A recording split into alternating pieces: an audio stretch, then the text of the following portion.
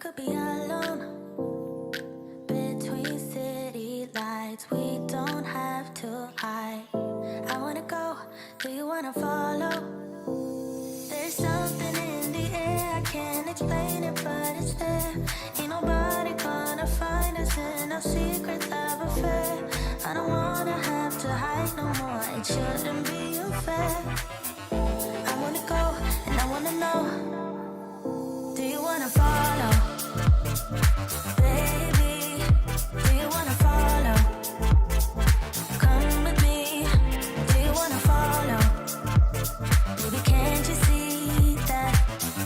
I wanna go, and I wanna know, do you wanna follow? Baby, do you wanna follow? Come with me, do you wanna follow?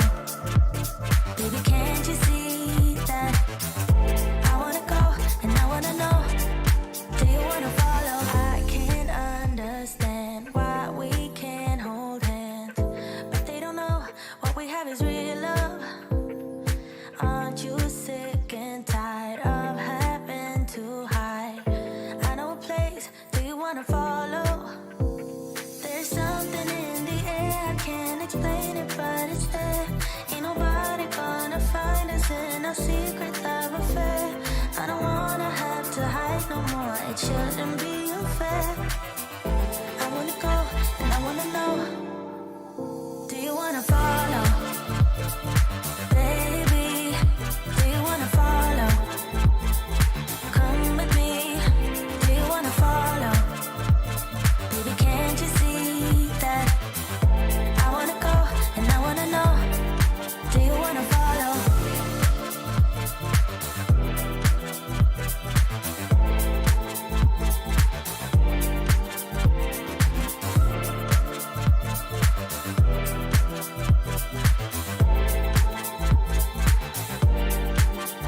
Do you wanna follow? Baby, do you wanna follow? Come with me, do you wanna follow? Baby, can't you see that? I wanna go, and I wanna know, do you wanna follow?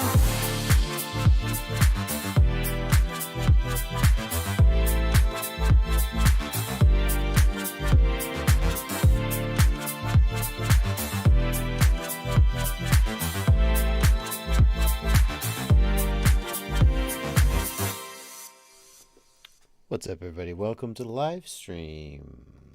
Welcome to the live stream. It's Monday night. Yeah, it's Monday night. It's Monday night, and it's time to do the Q&A. It's where you ask questions and I answer them. I just was noticing in the camera that there was that battery strap on the floor, and I was thinking I should put it in my battery strap storage, which, as you can see, is right here. But then I realized, shouldn't I have separate storage for like micro-sized battery straps? Because if I want a battery strap for like a 3-inch, I'm not going to use one of these. And then I was like, let's solve that problem later.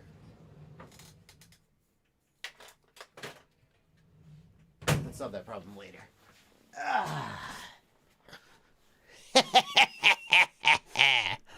Yeah.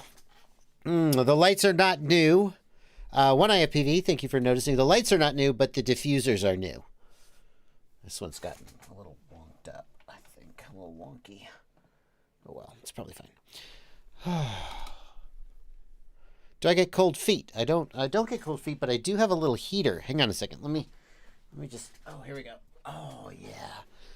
There we go.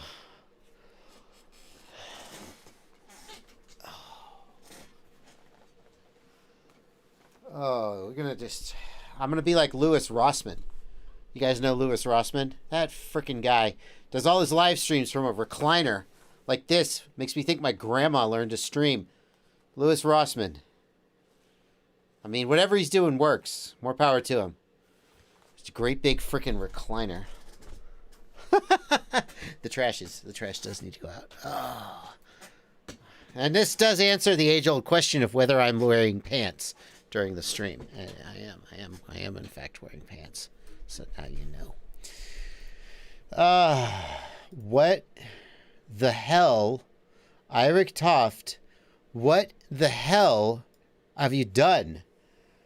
Eirik Toft, where did you get this? Where did you get this? Why is this a thing? Why is this a thing? Oh my God. That's enchanting. That's mesmerizing.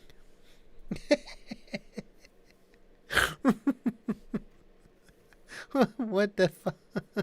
Excuse me. Excuse my language. Oh, is that a landline behind me? No. God, no. What are you talking about? No. Oh, Lord, please. I don't have a landline. This is it. Alrighty. Welcome to the live stream, everybody. I'm very happy that you're here. If you're new here, say hello. I love to greet people who are new to the stream. If it's your first live stream, love to say hello to you. Everybody make them feel welcome.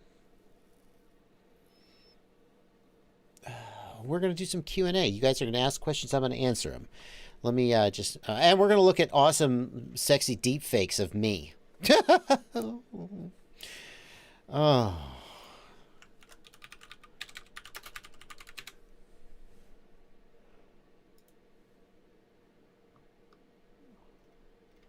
Come on. Don't make me, what the hell? Don't make me actually go to his YouTube channel.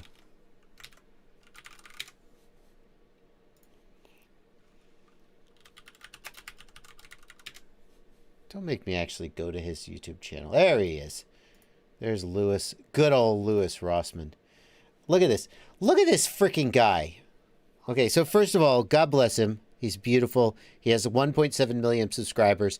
So I can just shut the F up. What do I know? Whatever he's doing works for him and his audience, etc. But Louis Rossmann, what are you doing? He's sitting in the chair. You got the microphone coming out from nowhere, leaning back with a wireless keyboard. How dare you look that comfortable on stream? Okay, that's not the best freeze frame there. He just sits there and relaxes. He relaxes the whole time. Look how comfortable he looks. Oh, he's using the mouse. He's using the mouse. Got a little, whatever this thing, it's not embroidery. I don't know what it is. It's like my grandmother. He got a cat. He's got a cat. Oh, man. He's got a cat. And he just streams like this. He's not even looking at the camera. He's breaking all the rules. He's breaking all the rules. And somehow, he's got 1.7 million subscribers.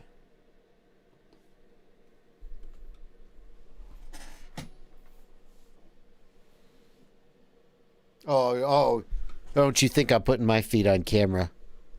I know how your minds work.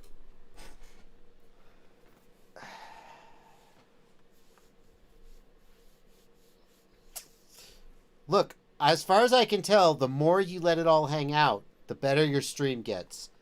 So if Louis Rossmann can sit in a recliner with a cat...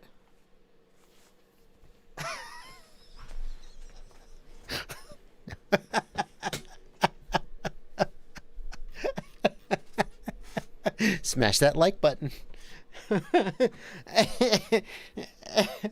Okay, let's get serious. Let's get serious. Let's get serious.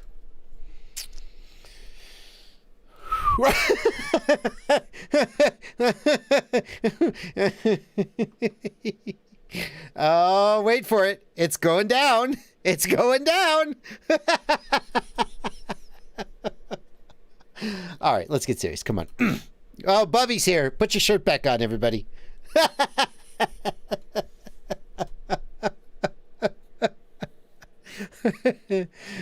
Welcome to the live stream. I'm going to answer your questions. Here's the deal. Over here on the left side of my screen is you guys' YouTube chat. I'm going to be taking your questions, acknowledging your existence, and so forth. Nick Sebring, very good to see you. 507RC, Bubby FPV, June Loco, everybody else, good to see you. I'll be taking your questions. If you want to make sure that I get your question, reach down here to the $. Oh, we got some coming in right now. Reach down there to the $, reach down into your wallet. Throw a couple bucks at me. I will be reading the super chats a little later in the stream. No worries. I will be reading them. Not right this minute. Oh, look, there you are. I'll get to them. And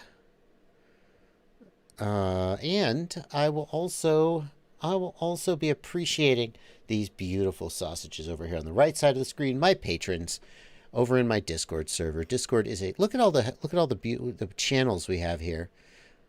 All these channels where let's just take one moment before I start answering your questions. Let's just dip into a channel like video production. I don't know when that was last updated. It's probably not the most active filter channel. What are the best session 5 settings for FPV? No. Yeah, some discussion about that. 3D printing. Oh my God, these guys in the 3D printing channel are fire. Especially, and no offense to anyone else, but Fog Yamato took me through the whole process of compiling Marlin for my printer and all the options and the ins and outs. Got on the phone with me, did a little Zoom call. He is a hell of a. If he decided to leave the server, I would cry. I would literally cry. All these channels. Look at that. Where you can get help and chat and have a great time. We've even got. Let's just dip into the daily cat pictures. Cats, every live stream needs cats. There you go. Oh, that is a beautiful cat. All cats are beautiful. I have a special thing for black cats. And if you want to be one of them, you can join my Patreon. Link in the video description to my Patreon. Okay, let's get some questions. There was a question just a second ago. What happened to my Betaflight bag? I thought that was the best FPV bag. How does it compare to your latest? Seven Pasu asks. First of all, whenever you watch a video of mine and you conclude that I'm saying that something is the best, I think you should always examine that. I'm not saying I never do that, but I don't do that as often as people think and hear that I do that. I will say positive things about something. Or say, this may be the best if for certain people, and people are like, oh, that's the one he loves the most. Just because I am positive about something doesn't mean that I think it's the best. Also, the Betaflight bag video was a long time ago. Things change. Currently, my daily bag is the iFlight. You can actually see it. Oh, right over there. There we go. It sits there. It has all my stuff in it. It is my daily driver. It's still holding up. Super good. I'm still super happy with it. Stop! Oh! Who is responsible for this? I'm sorry. What?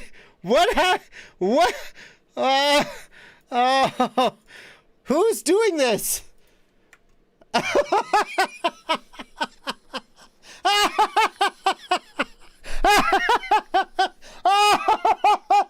I guess it's the Reface app. I'm dying. Oh,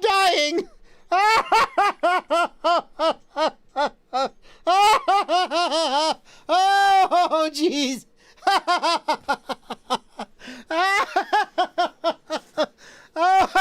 Oh, jeez. Whoa, God. Okay.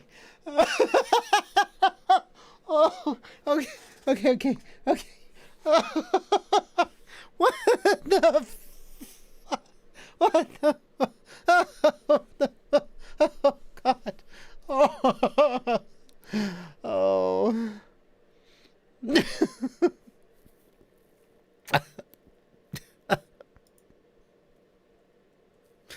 I can't continue. I have to stop it. Okay, I fixed it. Okay, now I'm looking at Louis Rossmann again.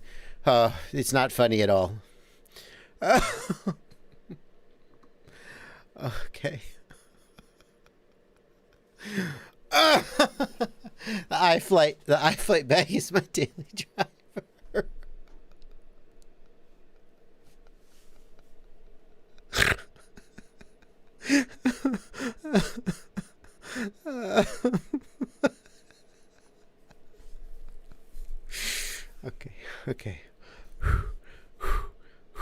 breaths, breaths, breaths. Oh. Okay. That's amazing. Oh. I have to get back on track. Oh, I have to do the stream. Let's do a, oh damn, I lost the super chats. Hang on. I got to get the I accidentally reloaded the page. I lost the super chats. Hold on. I have to get the super chats back so I don't miss them. Let me get the super chats back. We'll get back on track. How do I get the super chats? Super chats. Let's get these out of the way before I lose them forever. Tyler Levitt says the Bardwell sound pack caused me to waste 2 hours the other day. That thing's amazing. Yeah. Some patrons of mine started working on a Bardwell sound pack. Post the link. I can find the link. Post the link again in the Discord, please. Somebody on the Discord. 'Cause I can't find it. I could find it in my history, but it'd be easier to just ask you to do it. If anybody's interested in the Bardwell sound pack for their OpenTX, it's growing. There's a list of requests for new things for me to do. Chainsaw FPV has a great question in the regular chat. How can you run Tracer on a 1S whoop? The question, because the minimum voltage is 3.5 volts for the Tracer receiver. The same as how you run any 5-volt accessory. Most, if not all, 1S tiny whoops have a 5-volt step-up regulator. And the step-up regulator increases the voltage. It doesn't always work if you're running on lithium-ion. A lithium-ion battery can run down to 2.5 volts or maybe even a little bit lower, and the voltage regulator will crap out. But if you're running a LiPo that only goes down to 3 volts, in general, the regulator will just keep going. So you just run it off a 5-volt regulator, which all tiny whoop flight controllers have. It's no big deal. Neek FPV wants to know if I know of any 20x20 flight controllers with camera switching. No, I don't know a single one. There are external modules that can do, little tiny modules that can do camera switching. So then that would be where I would go. Here's the link to the sound pack.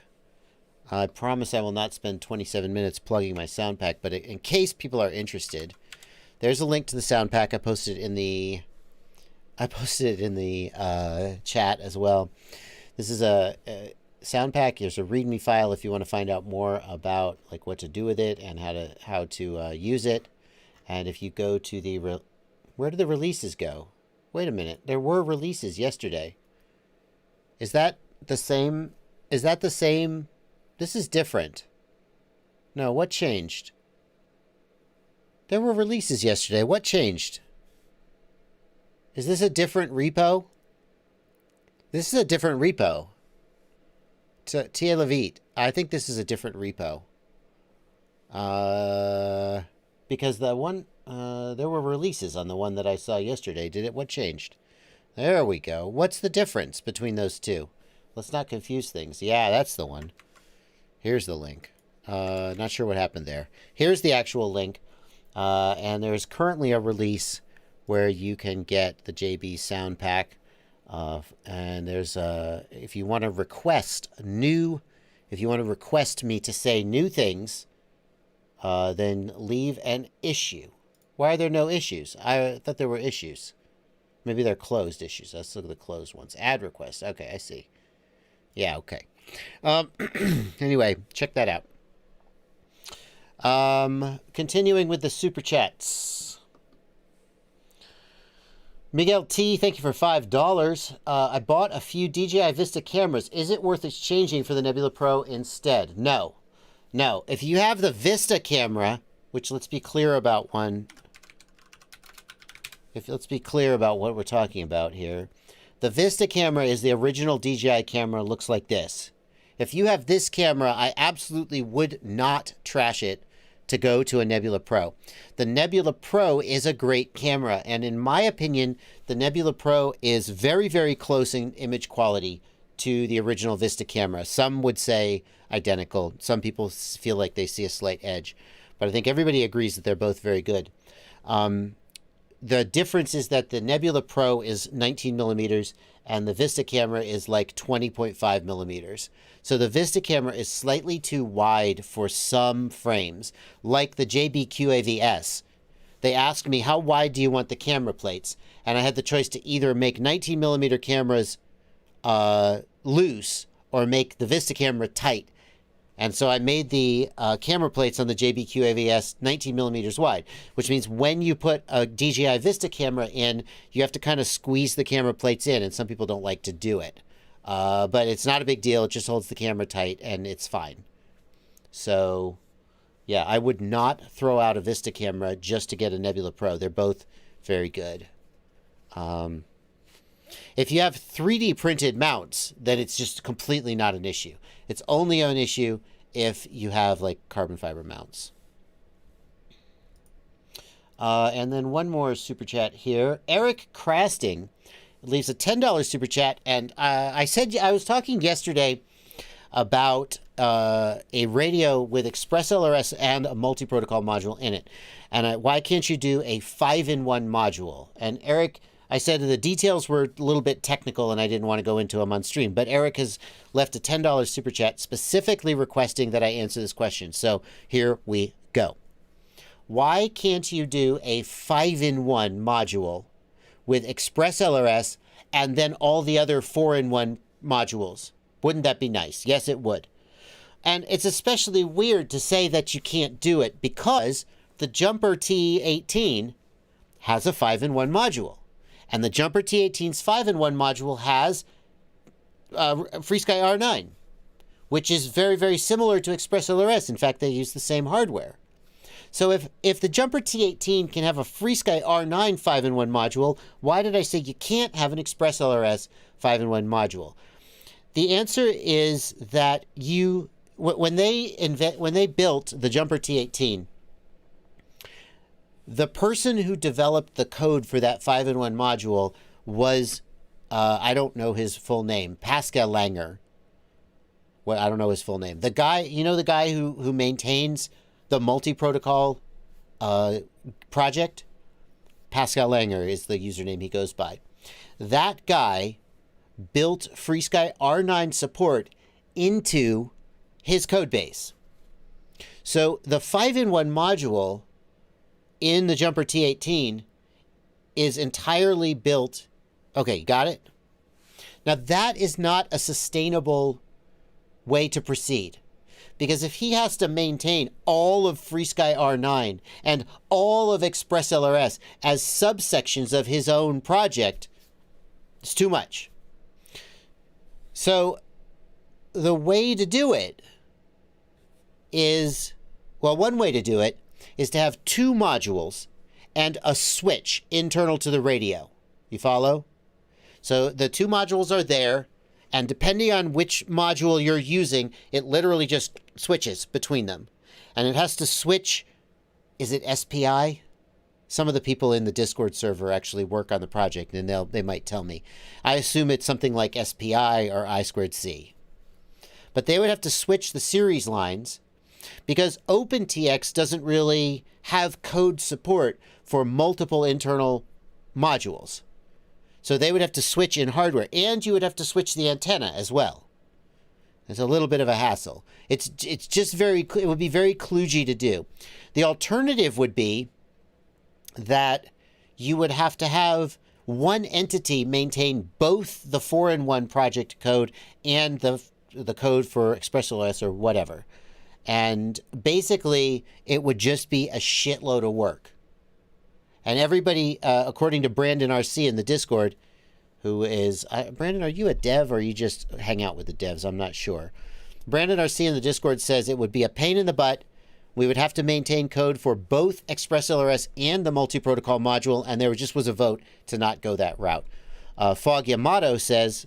the issue is the update speed between the multi-protocol module and ExpressLRS firmware, as well as the MCU used on the multi-protocol module would need tweaks to support ExpressLRS and the multi-protocol module.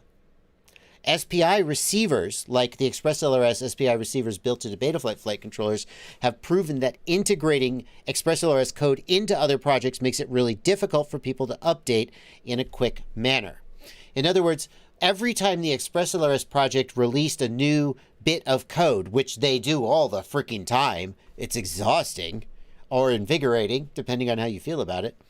Every time they did that, the maintainer of the 5-in-1 code base would have to also do updates, and it would just be like, nah, forget it, it's too much. So that's why you can't have a 5-in-1 module. Not because it couldn't be done, because, you know, put a man on the moon and we could do anything if we want to, but because the people involved determined that it would just be too cumbersome and too much work. And here's the thing. You could just build a radio with ExpressLRS in it, and then if you really want a 4-in-1 module, put it in the JR bay. And that is what I think most radios are going to do. So,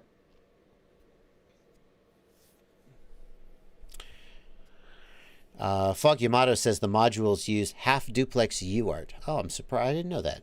I would have thought the internal module maybe was something else. Very interesting. Anyway, that's the answer to the question, Eric Crasting. How often can you switch JR modules? As often as you want. I don't think there's... I mean, like, are you worried the pins will wear out? I don't think so.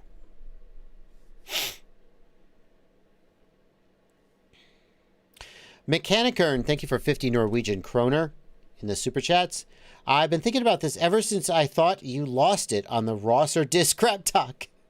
Who would win in a bar fight and why? JB or Chris Rosser? I have no idea. I don't know what his background is.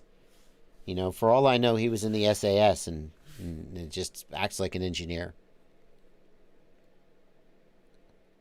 I don't know. I feel like I probably have been thrown to the ground more than Chris.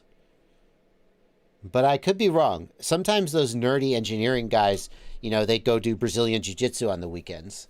I don't know. I really don't. I couldn't say. I'm not, you know, who would win in a bar fight? Neither, because neither of us would be at a bar because we're losers and we would be at home.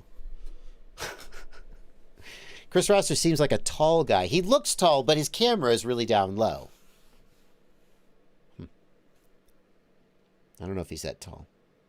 I'd bet that I outweigh Chris Rosser. But he might be able to outrun me. That's the thing. You know, in a fight, I mean, if a fight goes on for a while, stamina is really going to matter. I wrestled Chad Capper once. And you'll never see this video. You'll never see it. At the Rotor Riot warehouse once, we were all hanging out. Capper was out for a shoot. And for whatever reason, he and I were kind of boxing a little bit, shadow boxing, roughhousing, horseplay as it's called. And then we started wrestling. I don't actually remember exactly how it happened. And there is video of us wrestling. And I'll tell you, I realized very, very quickly that I needed to end the fight now or I was going to run out of gas and it would be over. I'm not going to say. People are asking who won. It was. Capper was a Marine. Once a Marine, always a Marine. He is no longer in the service though.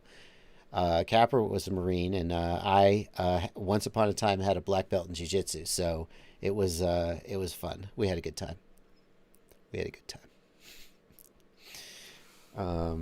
But I was like, oh shit, I'm not in as good a shape as I used to be. I still have the body weight. I have more body weight. And I still know the moves. But he's strong and I'm running out of steam real quick.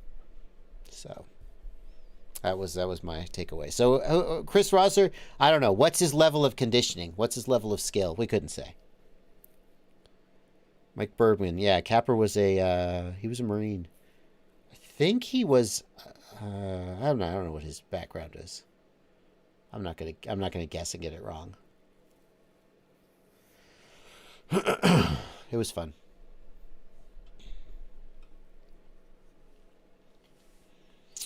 Justin Rice, thanks for a $5 super chat. I want to build an 8S 7-inch, but in my research, I'm having trouble finding 8S batteries around 3,000 milliamp hour. Yeah, Justin, very few people who run anything over 6S. So if you run 8S, 10S, 12S, etc., very few of those people they run batteries in series. So if you want to run 8S, buy two 3,000 milliamp hour 4S packs and build a series adapter. That's what you do. Yeah.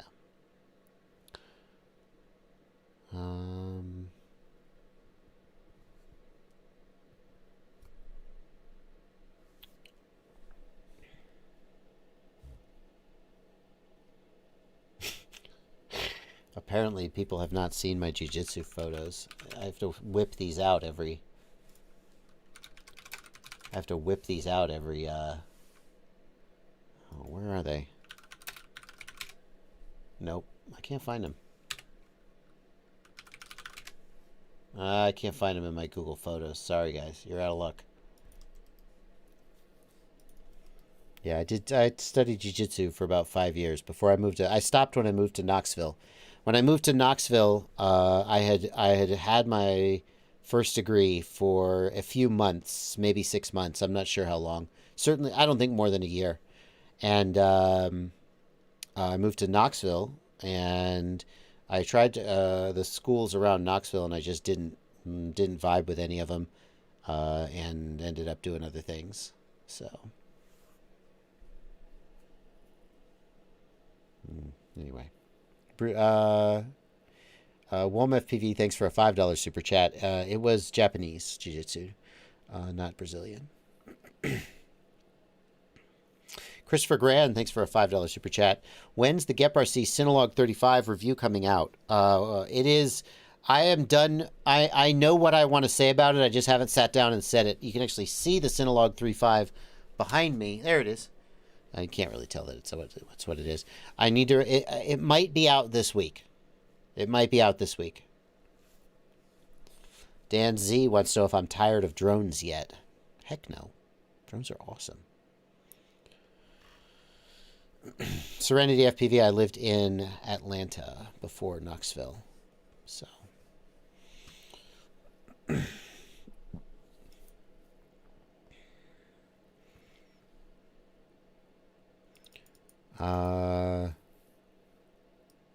yeah, I don't know how long it takes to get a BJJ black belt. If it takes you more than 5 years to get a black belt, I don't... I mean, black belt, first of all, black belt's not as big a deal. I mean, no disrespect. Black belts, people are like, oh, black belt. Black belt is like, that's like, you know, you graduated high school. Maybe a little more than that. Black belt is, you know, you are now ready to actually start learning stuff. So to say, oh, it take you 5 years to get a black belt. I mean, you shouldn't get a black belt in a year, no doubt. I think if you're saying, well, no, it should take way longer than 5 years. I mean, it just depends on your school, I guess. But I think 5 years seems like a reasonable amount of time to get a black belt. Just depends, I guess. I mean, some places you'll get the second to black belt and stay there for a long time. It just depends on the school. So, don't know. GV Pilot says, my X10S doesn't talk to Companion 2.5. Driver Fixer didn't fix it. SD card and internal flash shows up in Windows, but Companion doesn't see the SD card or internal memory. GV Pilot, if you have the SD card removable drive and you can get to it, then I don't see why Companion wouldn't read that information. That confuses me. That confuses me. I'm not sure what would cause that. Like, could it be if you have the wrong radio profile loaded? Or if your radio profile has the wrong radio type selected, maybe it's confusing it. Vegas wants to know, if R9 and ExpressLRS use the same hardware, can you flash ExpressLRS to the T18 R9 module? In theory, you could if they had developed the firmware for it, but they haven't. No one has ported the code over, as Brandon RC points out. John Godwin, thank you for a $5 super chat.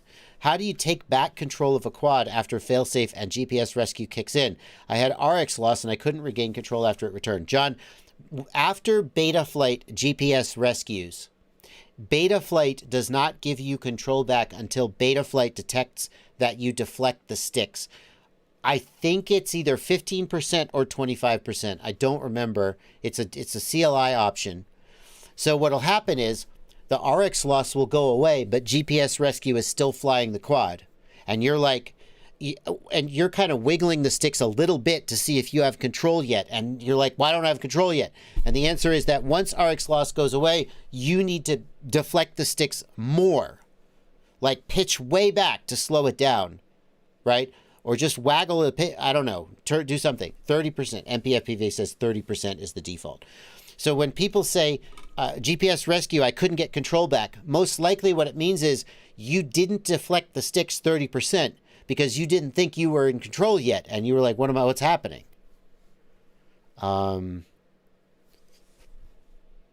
that correct, right, Rayette 9. That has to be after RX loss goes away.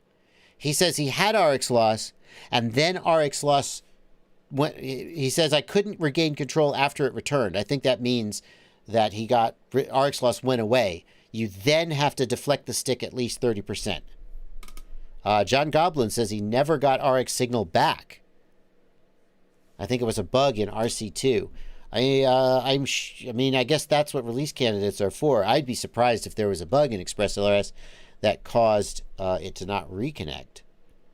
Fog Yamato points out that if you run with no sync on ARM, then it won't reconnect after failsafe. That's kind of a big deal. I didn't know that. Hang on. I didn't know that. So you're saying if I go to, I don't know, whatever. No sync on ARM. Do not transmit sync packets while armed. Huh. And so you're saying if for some reason I were to enable no sync on ARM, it will not reconnect after a failsafe. That's very interesting. I'm going to file that away.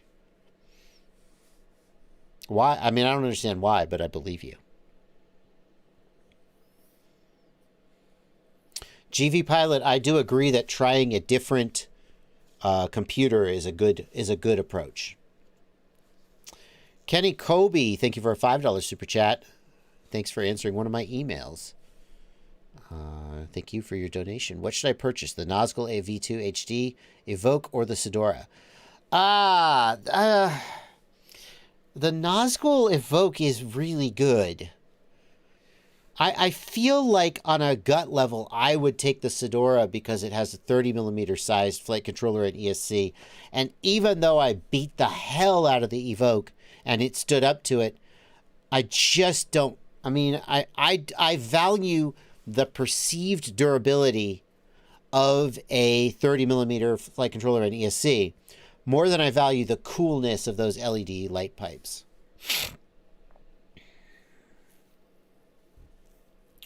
So I would probably take the Sedora, but the Evoke is damn good.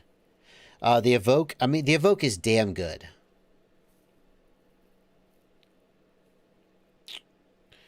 Roger French wants to know, I had an XM Plus receiver on a Thee, and it started having desync issues. A receiver can't cause desyncs.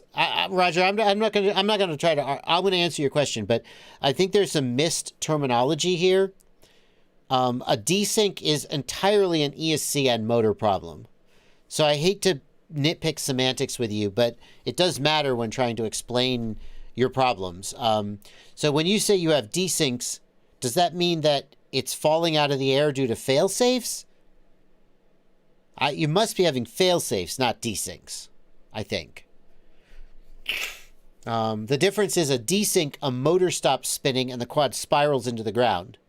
A fail-safe, it's more like the quad's flying, and it kind of maybe gently tumbles, but doesn't spiral like crazy. If you suspect it's related to the receiver, replace the receiver. And that starts to tell you.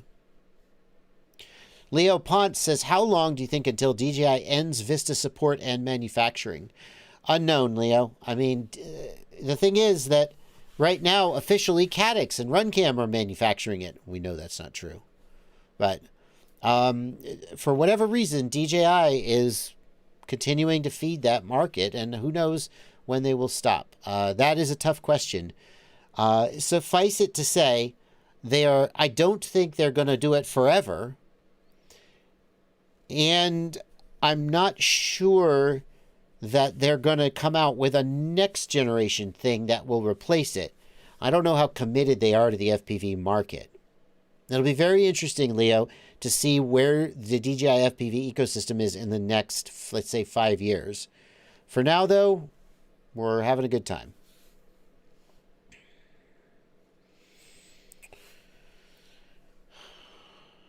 Crabtree says his Evoke is still going, even though he put 25mm Imperial motors on it. Those are big motors.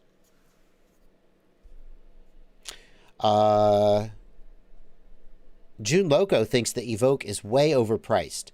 I disagree, June Loco. The Evoke is only overpriced if you are comparing the Evoke to the price of things a year or 2 years ago, which in the last 6 months to a year, prices of everything have gone up. And so it rolls out slowly. The price of components goes up, and then 6 months or 8 months or a year later, the price of the things that you're buying goes up, and we're just starting to see that wave. The price of the Evoke is actually, if you take into account that the price of the components that went into it has 2 to 5x, are the numbers I'm hearing, then the price is entirely reasonable. Doesn't, I mean, that's like your grandfather saying, or your great grandfather saying, "Oh, pay $3 for a loaf of bread? That's ridiculous. Well, in my day, bread was a nickel." You're like, okay, Grandpa, that's what you sound like when you say the Evoke is overpriced, except it's only 2 years ago or a year ago that it was a nickel. But there are market forces that are causing the prices to go up. That's my take anyway.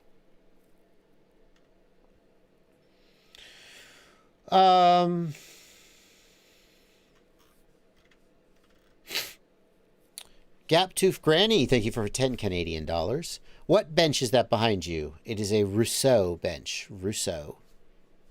I'll type it out for you, Gaptooth.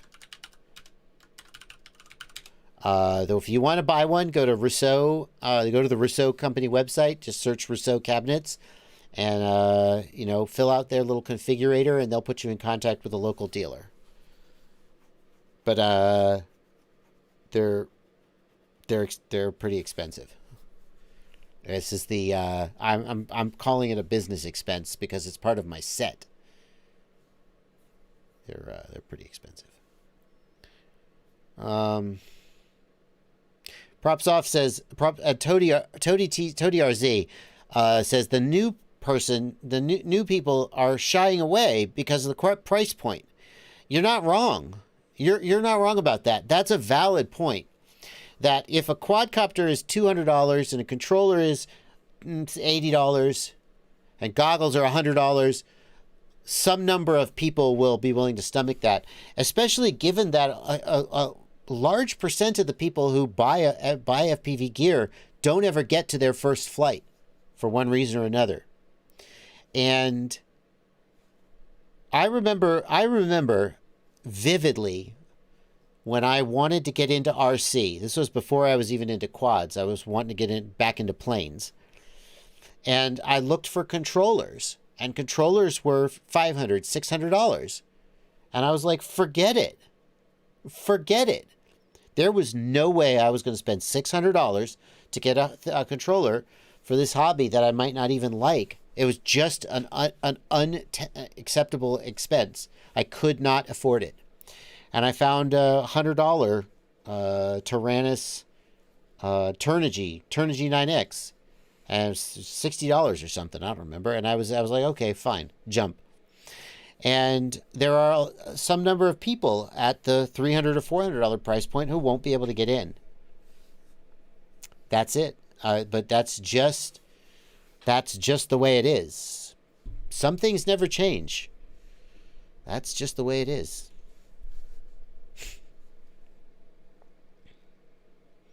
I still love the 25mm Imperial Motors flat irons at FPV. They're great. They're great. They're great. Don Anator, the flow state has not been shown. The Golden Gate Film Festival is over. They don't still have the ticket sales up, do they? Buy tickets. Cool. They still have...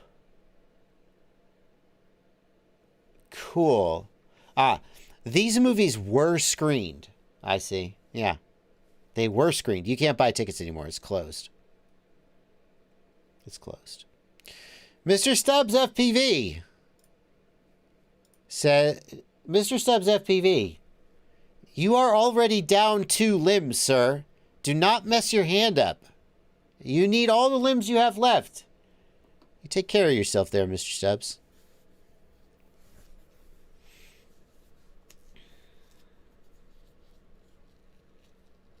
Thank you, Sean Lynch, for the kind words.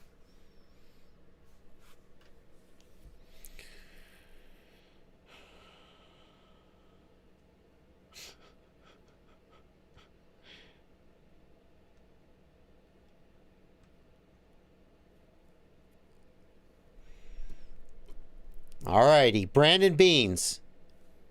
Brandon Beans in the chat. Normally, I frown on political statements. But Brandon Beans in the chat. People are saying, let's go Brandon, to Brandon Beans. And I can't be sure if it's a political statement or if they're just making a joke about Brandon's name. So... Death FPV, you weren't talking to Brandon. You were making a political slogan, weren't you? You think I misread it? You make jokes about my mood. I won't take it kindly.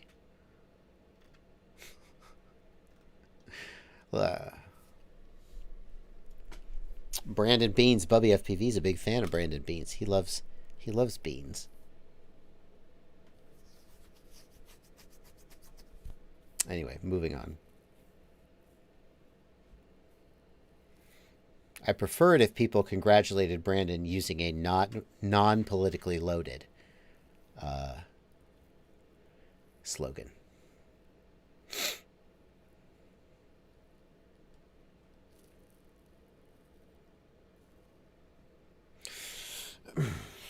FPV Darchian, thank you for 5 New Zealand dollars. I seek the wisdom of JB in the chat. How do I practice stitching tricks together into a smooth flow? I have trouble making flights look seamless. Hang on. FPV Darchian, that's a tough one. I think what you can do is you have to just practice. You have to practice. I like to make musical analogies.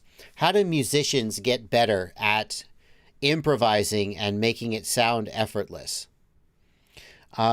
Musicians, one of the things musicians do is they practice rudiments, let's call them. They practice basic and fundamental movements until they become an automatic part of their musical vocabulary. So the first thing one thing you can do is you can work basics. You can work moves until the moves become automatic for you. So if you're going to do a Rubik's Cube, you shouldn't have to think, roll, flip, roll. It should just become, a pop, pop, pop movement of your fingers. So that in the same way that when I'm talking to you, I don't have to stop and think about each of the syllables that my voice is making. I just think about what I want to say and I say it. That when you're flying your quad, the more you have practiced the sort of fundamentals of movement, the more automatic and fluid the movements can become. Phantom FPV says hours of practice. I mean, yes, true, stick time. But I want to add in that, like, just because you're flying for hours and hours doesn't mean you're actually having productive practice. Think about it again, going back to a musical analogy. If you sat down and you played the C major scale again and again and again on the piano,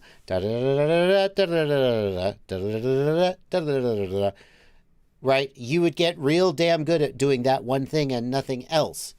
So by the same token, if you go out and fly and you just kind of dick around for 20 minutes, a half hour, you're not, I mean, that's still better than nothing, but you're not necessarily getting better. So if you really want to improve, I mean, if you just want to go have fun, more power to you, but that's not what you asked. If you really want to improve, when you're flying, you need to be doing it with intention. You need to be thinking about something that you want to get better at and working on getting better at it. Breaking it down into simple parts and working on the component parts and then putting it back together and reconstructing it and just trying to improve. I like to just find something that I see somebody else do that I can't do. And then just be like, okay, I'm going to work on that today.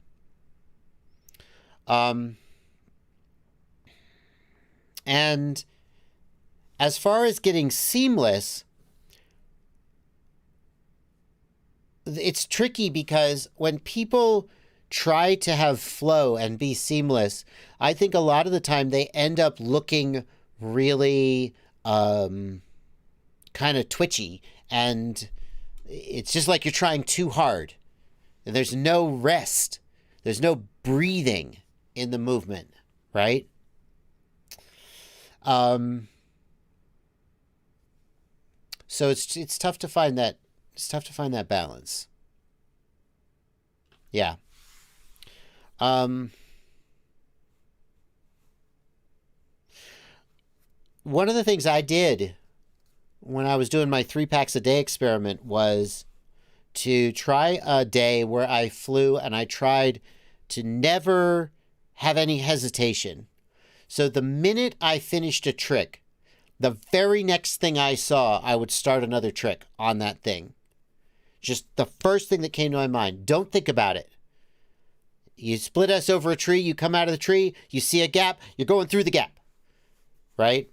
And it sort of forces you to not have any of that kind of, I don't know what I'm doing next, dead space. You know?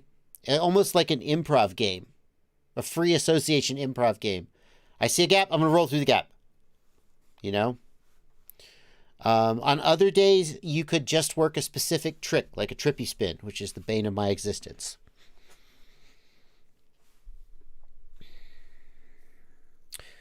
Racing. Jory points out, very good point, Jory, that racing forces you to learn different angles and gets you out of your comfort zone. Absolutely. The bottom line is stick time. I think that, like, some people are going to be very, very good 6 months after they pick up a controller. But I think that a typical person, after, let's say, a year, a typical person will start to become proficient at flying the quad.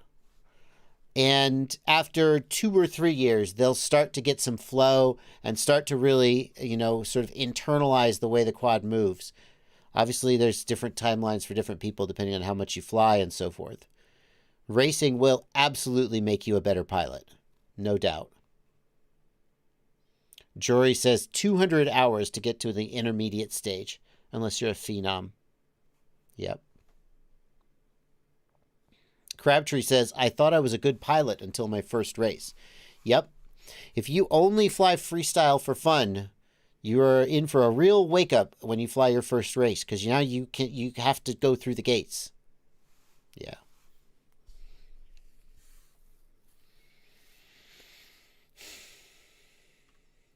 Thank you, Murders FPV. Murders FPV left a $5 super chat and sent a question on Instagram. That's a kind of a pain in the ass. I'm going to try, but the problem is that Instagram is not readable on desktop. Oh, finally I can bulk action my inbox messages. That took a while. Except you can do it on the Facebook Messenger, except you can't see any of the embedded videos. No, that's okay. Murders FPV. No. Please don't do that.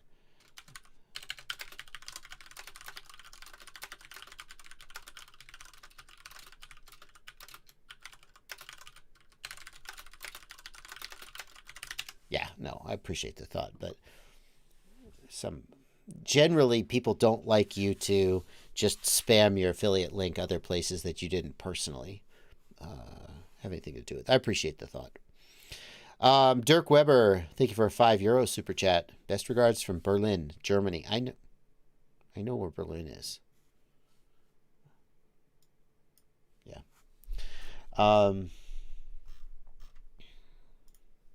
I know where Berlin is.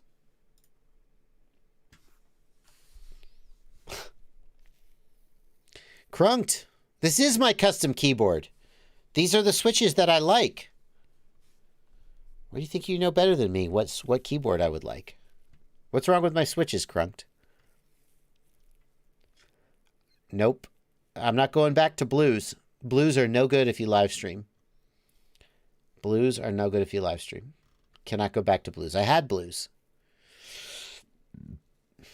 Mechaniker says, I practiced more than 200 hours of Gran Turismo on the PlayStation before going to the Nürburgring for the first time. I survived, so that's a good sign. Jealous. Jealous. Jealous.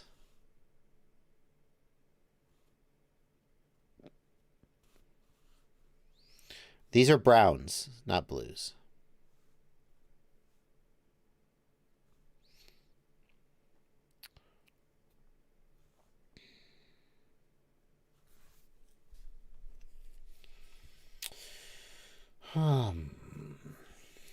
No, I don't want to switch. I don't want to change out my switches. This is fine.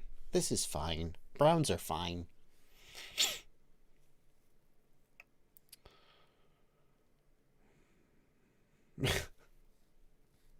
I don't have that keyboard with the blues anymore. Yeah.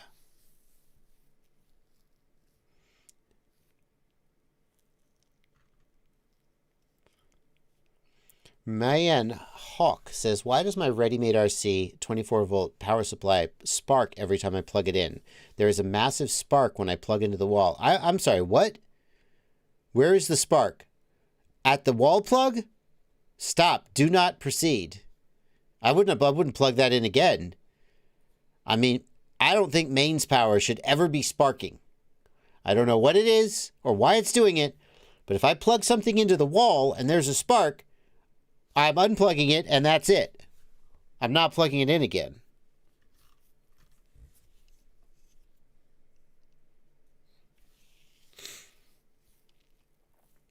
The keyboard is a Ducky 1.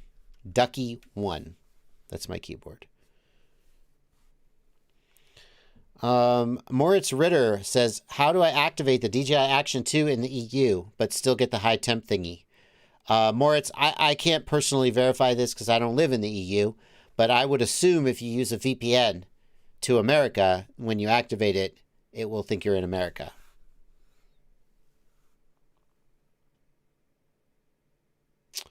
Mayan Hawk, I don't take the power supply somewhere other than your house and plug it in and see if it also sparks. 661FPV says it's the caps charging. But it shouldn't spark. I mean, I've plugged a lot of power supplies in my life and never has one sparked. So that bothers me. No, I don't like that.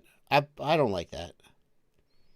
Right. I think there's a problem. There's got to be a problem with the power supply, right? Surely not. Try using 661FPV. That's a great suggestion. Use a power strip with a switch. I don't like it. I don't like it. A single arc when you plug in is normal. I mean, I understand what you're saying about the caps charging, but I don't want the mains plug to spark. That does not seem right to me. It does not seem right to me. Doesn't seem right to me. Sketchy but normal, says 661FPV. I mean, I understand. I don't like it, though. Daniel Froten, thank you for Froten. I don't know how to say. I don't know. I'm sure it's not Froten. It's a Swedish kroner, 20 Swedish kroner. So based on the fact that he's paying me in Sweden money, I'm going to guess his name isn't Danny Froten. Danny Froten out there. Yep, good old Danny Froten. My favorite Swedish guy. Next to David Windestål.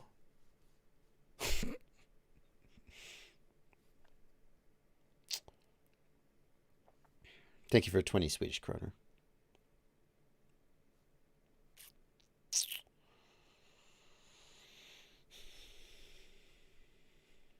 Thomas Hughes World, thank you for a $2 super chat. Just got the TX16S. I'm thinking of doing Edge TX. Do it. Do it. Do it. Do it. Do it. Everybody's saying I don't care. It's fine. For spark on the mains power. I don't.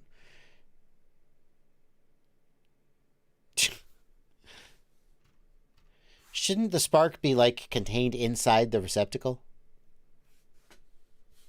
I don't know.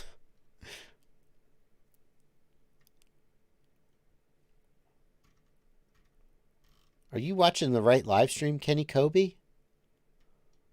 No one's given me rubles on this stream, as far as I can tell. American plugs suck. No, that is true. We have some really poorly designed plugs. Does HTX convert the models? It does convert the models, Awesome Gamer. So you should back the models up before you convert to HTX. And then you follow the instructions in my video or on the HTX wiki. They're the same. And you need to, then it'll convert them.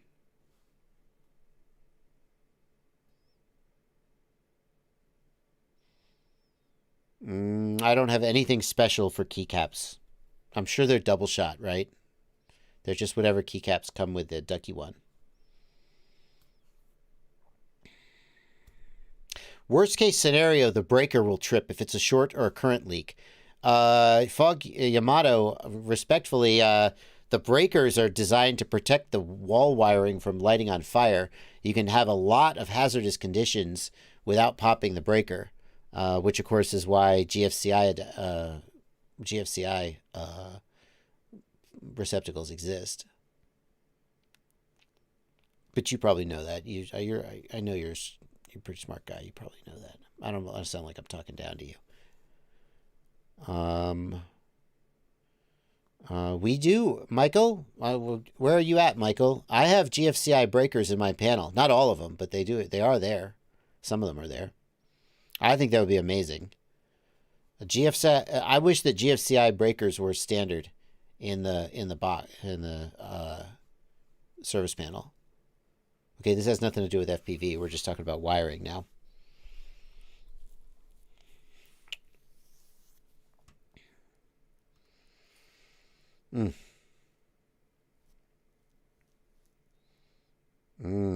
GFCI on all the breakers. Nice.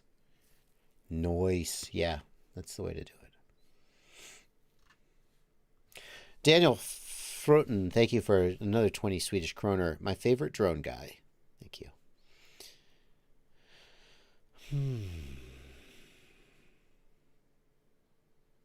Any comment about the new Kakute H7? Asks Eirik Toft. What is it? What we did the new product roundup today, and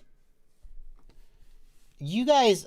I mean, nothing against the Kakute H7. It's a good flight controller. All the Holybro Kakutes have been good, in one degree or another. Why are people so hot for the Kakute H7 though? Like it feels like there is hype about this flight controller that I don't entirely understand. Not that there's anything wrong with it. It's just, why is this one specifically so hyped? Who could tell me? Ira, why are you asking about it?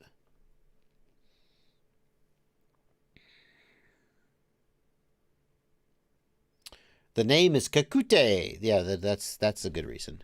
It uses an H7, but there are lots of Betaflight flight controllers that use an H7. I guess not lots. There's a few. It's got an H7. That's fine. And I feel like it's a solid flight controller. It's got a nice variety of pin outputs or pads. It's got dual motor outputs. So if you're running an Octo, it's got plugs for both ESCs. I mean, all in all, I think it's fine.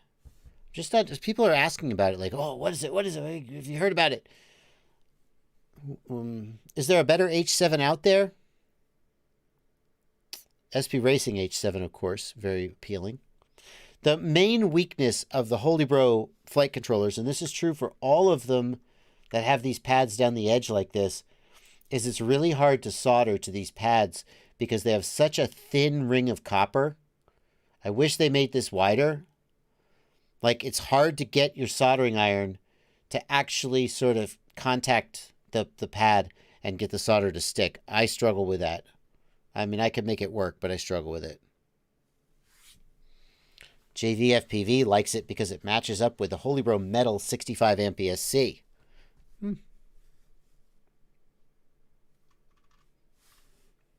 It's a fine flight controller. It's got, pretty sure it's going to have an iNav target. Most of the Holy Bro flight controllers do. That's exciting. Silver Cloud wants to know, would it be possible to get that bench piece up to an upstairs bonus room? So Silver Cloud, the total weight of that's two 4-foot by 27 inch, I think. 4 foot by 27, 28 inch, 4 foot wide by 28 inch deep sections. One of those sections is 400 pounds. With the drawers removed, it's still like 200 pounds. So you decide if you could get it upstairs to your bonus room. You need to be able to move about 200 pounds. It probably someone could do it. But it's not fun. It was not fun to move it. Is DJI OSD supported on KISS/FetTech? Asks Aber the Ham. Thank you for a $2 super chat. Yep, it sure is. They both support it, right? 661 FPV cannot believe that those weigh 400 pounds. Yep, that's what I said. They said, hey, we're ready to deliver your cabinets. And I said, cool. Now, you know you can't get to my house with a semi-truck, right? Because they always want to deliver with a semi. I said, you can't get a semi down my road. Can you deliver it with like a box truck? And they said, no, we don't do that. I said, okay, well, I'll come get it. I got a little utility trailer. How much do they weigh? They said 400 pounds. And I said, are you shitting me? They said, yep, 400 pounds apiece. And I said, okay. Well, that'll fit on my trailer, and I will figure out what to do when I get home, how to get it in the house.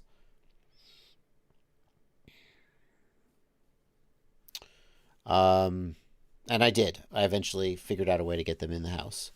They're just metal. It's just heavy metal. It's metal. What can I tell you? I mean, they're big, sturdy cabinets. They're made of metal. Metal's heavy. PDXFPV asks in the Discord, I'm thinking of getting a new soldering iron. I was thinking of getting the TS100, but I don't solder a lot in the field. Should I get the Heiko? I would say this. I think that it's fine to get a portable soldering iron as your day-to-day soldering iron, because a portable soldering iron can be used at home, but you can't take your Heiko on the road very easily. This soldering iron I've been looking at, TS80P. I've been looking at this soldering iron. Now it's $108. So it's more expensive than really any. It's the newest one. And it's very interesting to me. It's the same design as the TS100 or the TS80. It's in that family. Oh no, the 400 pounds Abraham was without the hardwood top. The hardwood top itself was another 80 or 90 pounds. The cabinets alone, without the top, were 400 pounds apiece. Now, this iron, the TS80, Prismo C raises the correct point that this is lower power than the TS100. However, when we tested the TS80, what we found was that the TS80 had equal or better soldering performance than the TS100 because it has a different design of the heating element and the tip, and it's just more efficient. I don't know any more details than that. But don't let the fact that this is only a 30-watt iron make you think, oh, it's no good. The TS80 is a damn rock star. And however they do it, it is more than enough. But the TS80P is the latest update, and it's got USB-C input, which means you're going to need to run it off a USB power support source. If you need to run it off XT60s, there are various adapters that can convert from XT60 to USB power delivery. Or you can run it off a USB like your MacBook charger or whatever, as long as it does full like USB power delivery, not just like 5-volt 2-amp like an old phone charger. And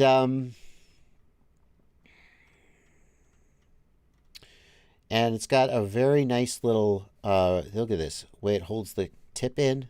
Really cool. It's $108. That's why I haven't bought one. I'm tempted. I like it. A TS100 is $50. Probably just as good. The thing with TS100 is the barrel plug is not the usual size. The center pin is thicker. So you have to have a special cable that's only for that. It's kind of annoying. And personally, my cable has actually, the plug has actually worn out on my TS100, so that's why I'm tempted by the USB-C connector on the TS80. But anyway. UAV Futures is in the chat. Stu! Good morning, I should say. It's probably morning for you. Is he back? Is he making content yet? He's got his studio up. Come on. No, 11 days. Come on, Stu. Make some content for us. We can't wait. No, good to see you. Good to see you back. Good to see you doing good, Stu. Hopefully you're settled in your new place and you're going to get back on top. Look, Stu. Look, so where's my, wait a minute. Am I not, there we go. Why am I not, there we go. Stu, look. We got to get you back on top, man. Oh, no. You used to be able to see the lifetime subscriber stats. And I would go to UAV Futures page. So he's at 202K. God dang it. He's still nearly, I'm at like 225. He's still damn close. Okay. I still have a chance. I used to go to his page and I started before Stu. And so my subscriber line was going like this. And then Stu came along and his subscriber line just went zoop. I was like, that son of a. And now I finally passed him. And in order for me to pass him, he had to basically, go into, semi-retirement. And now he's back. It's back on. I can't wait. It's going to be mighty hard to do I actually this is a great idea for a video. Stu, you're welcome to steal it. Stu, of course, is famous for doing $99 quad builds. I think in 2021, it is damn near impossible to do a $99 quad build. Stu said, let's do a collab. Stu, this is the collab. I mean, I don't know if I'll actually want to do it. I'm just here on the live stream while we're bullshitting. Here's the idea, Stu. You and me both do can you build a quad worth flying for $99 in 2021? Huh? That's a good idea. No, 99. Yeah, we'll see. Maybe.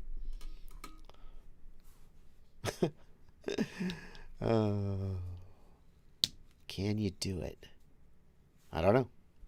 No, you can't just buy a 3-inch binded fly and call it done. No. That's not what I'm talking Iric Toff, thanks for a $5 super chat for answering the question. Iric, you don't have to. I appreciate it. You don't have to super chat me. It's very generous of you. Thunder Goose, thanks for a $5 super chat. Can race wire be compromised without obviously being damaged? New motors, flight controller and ESC2 motors still underperform with the old race wire. Is wire only better? Thunder Goose, race wire in general has low resistance and should not compromise performance in any way. However, if your race wire is damaged in some way, it could be compromising performance. If that's the last piece, then by all means swap it out.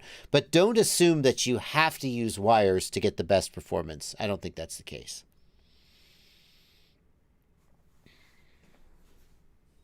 Ciotti FPV stepping in. I'll build a 3-inch for $200 that'll outfly the $200 5-inch rigs. Can you do it? Like, let's just start brainstorming this. What if you, let's see. Let's brainstorm this together.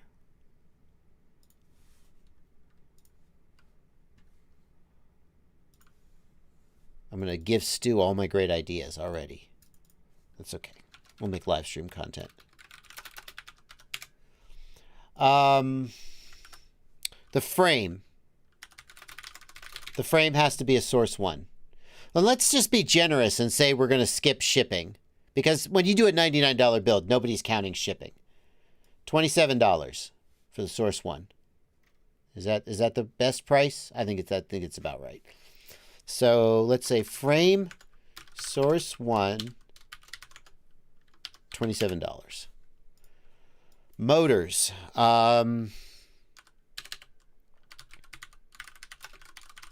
Flash Hobby Arthur, 2207. How much?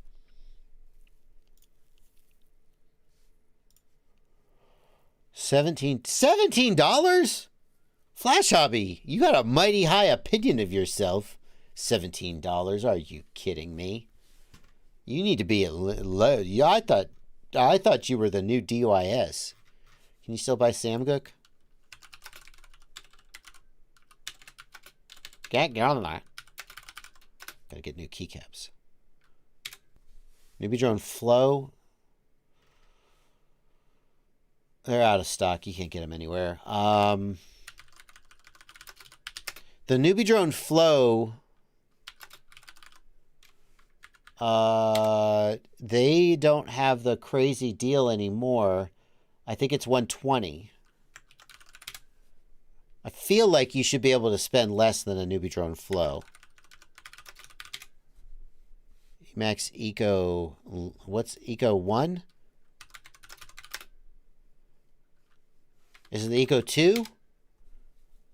The Eco 2 is $14. I wonder if we can do better. Can we do better than the Emax Eco 2?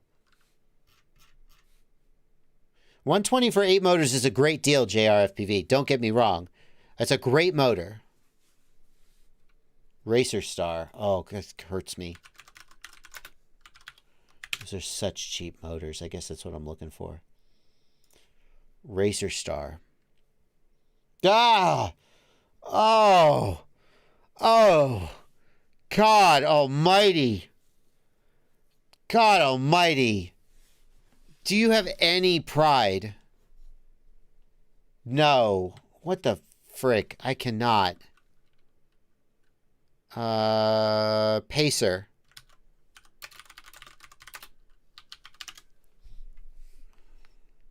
$21 for a single motor. No, sir. Racer Star. I'm not doing Racer Star. FPV Cycle Emeralds. No, I don't want to do a one-time thing like a clearance motor for $10. And I don't want to do like a Black Friday sale. Zingy series or the T-Motor Velox. How much is the Velox? 14. So it looks like $14 for the motors. T-Motor Velox. Emax Eco 2. T-Motor Velox. Let's do this. No, stop. Stop.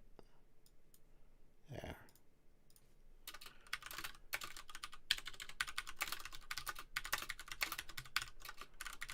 something like that. Let's just say 14, and then we need...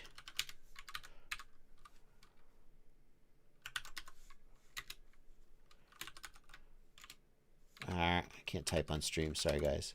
Quantity, price, 1, 4, 4. All right. Where are we at next? Flight controller.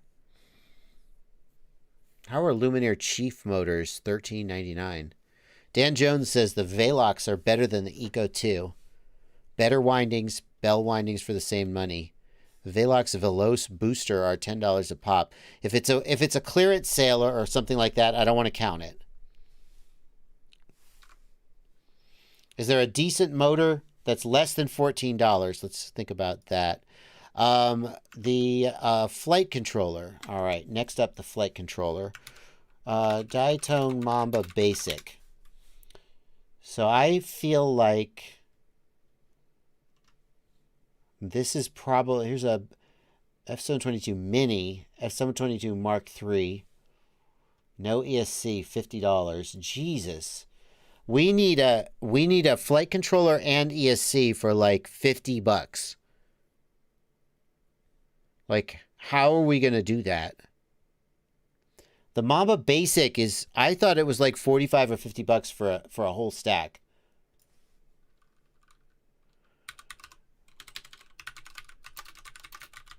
Diatone Mamba Mark II. Is that still made? I don't think the Mamba Mark II is still made. Well, that's the question, Raven. Is it possible? Here is a Diatone Mamba F405 Mark II stack with a 40 amp ESC for $66.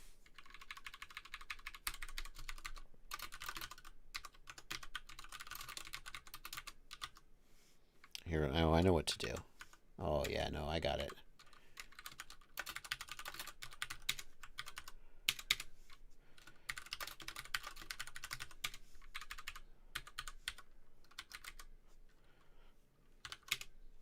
Come on.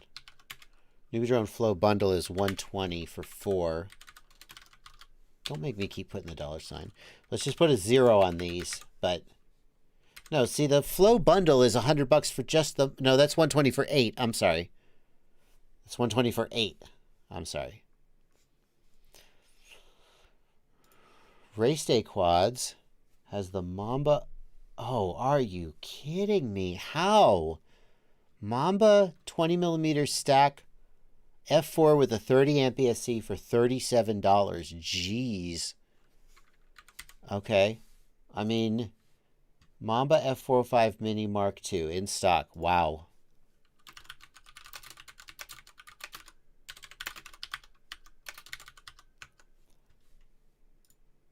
$38. Come on, don't make me keep putting the dang $sign. Thank you. All right.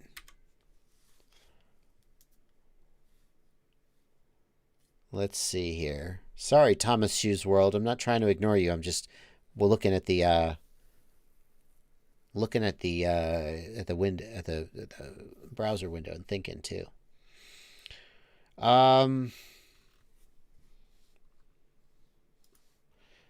Quad Doc says, I think if you try to do it for $99, it's going to be shit. Let's face it, the $99 builds were always pretty crappy. You gave up a lot to get to $99. Like, so I feel like that's...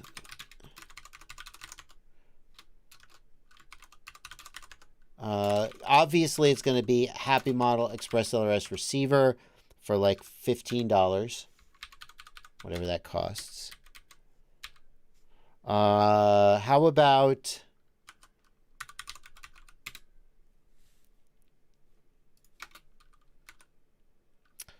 I am very hesitant to go with an all-in-one flight controller and ESC on a 5-inch build.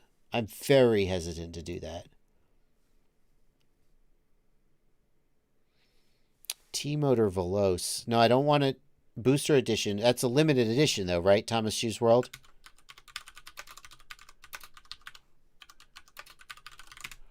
I don't want to do a limited edition. I don't want it to be something that you can actually buy going forward. And it's 10 for $10 each. I don't want to. No, that's not what we're talking about.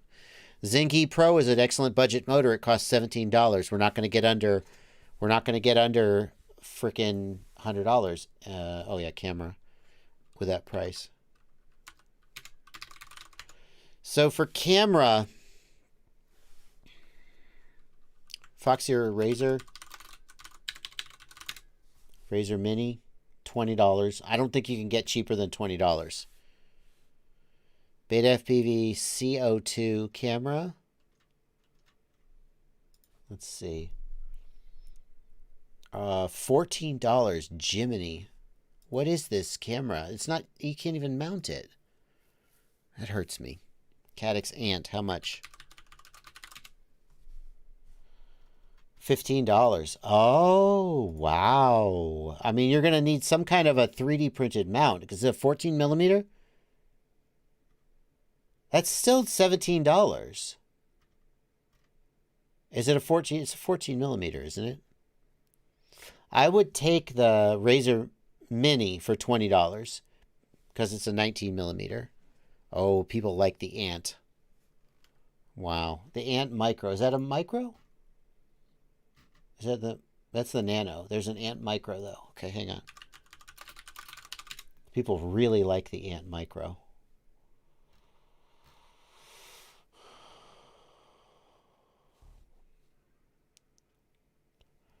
All right. Is there a 19 millimeter version of the Ant?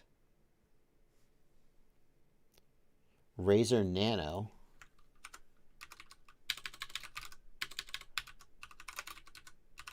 I would lean toward the Razor Mini.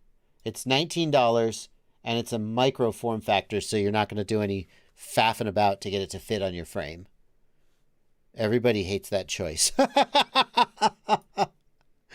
Oh, this is the most controversial one. There's a 19 millimeter Rattel. This is fun. This is Caddx Rattel. Rattel is very good. Caddx Baby Rattel, $25. It's a no-go. That's all a no-go. It's mini. Is it mini? Oh, I'm sorry. That's mini. I'm such a dumbass. I'm really sorry. That was a dumbass thing to do. I apologize. I smacked myself. Caddx Ant, $18. I just think you're going to have a hassle mounting it. I would pay... Does it come with an adapter? Okay, sold. Sold. Oh, Caddx Turbo Micro for $10. This is on clearance, though, right? This is going to sell out. The Turbo Micro is an old camera. It's a good camera. I remember when it was one of Caddx's first cameras. It's solid, but I feel like it's on clearance and they don't make it anymore. If you convince me they still make this camera, I would use it. For now, we are going to go with the Caddx Ant, which I am being told comes with an adapter to let you mount it on a standard 19. Oh, there we go. Okay, sold. And that was $18. For VTX, I'm going to refer to my own website. Ant is $15 on Caddx's website. Fair enough. And let's see. 5-inch freestyle FPV drones and parts, VTX. This is the ultimate FPV shopping list. It's my own shopping list. And what have I got as like a budget option? Well, Rush Tiny Tank isn't going to be cheap. It's $25. There's definitely cheaper ones. Hang on, let me look at the racing page. I know there's a cheap VTX on the racing page. This page stresses me out. AKK Race. And the ESC Nano V2.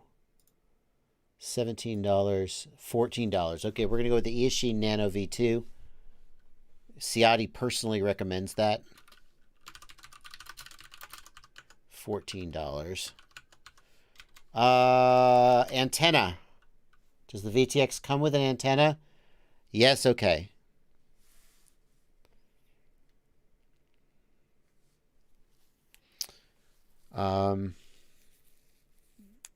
TBS Unify Pro for $20. Where are you getting that? We're used to getting a TBS Unify Pro for $20? Are you joking? Holy shit. Oh, but only 50 milliwatts. No. What's the Eachine go to? I think I'm sure it's more than... This is the one that Aaron Ciotti says he puts on his micro builds. And it goes to 400 milliwatts. Nah, we're going with this one. We're going with this one. It comes with an antenna, technically, so we're going to not put an antenna separately. What else have we forgotten?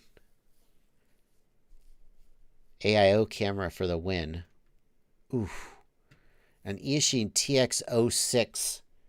Oh, God, please, no. No, please don't make me do that. SpeedyB VTX is 800 milliwatts and only $20. That's a good... VTX SpeedyB TX 800. $25.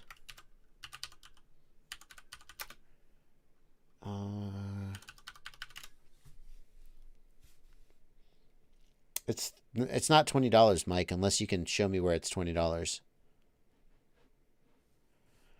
Okay. This is where it looks like we're ending up. I haven't left out the antenna because the VTX technically comes with a whip antenna. We haven't got a battery pad. I guess the frame comes with a battery pad. $99 build with goggles and radio included. Did Stu's $99 build include all that stuff? Oh, God. I don't think so. I don't think so. Build a pro racing drone for $99. Hello, Stu from the past. Is he still in the chat? Have I been ignoring him this whole time? Sorry, Stu. Yeah, no. He doesn't include the controller or anything for that price. Props, damn it. I mean, let's see what we're at. Here we go. Here we go, guys.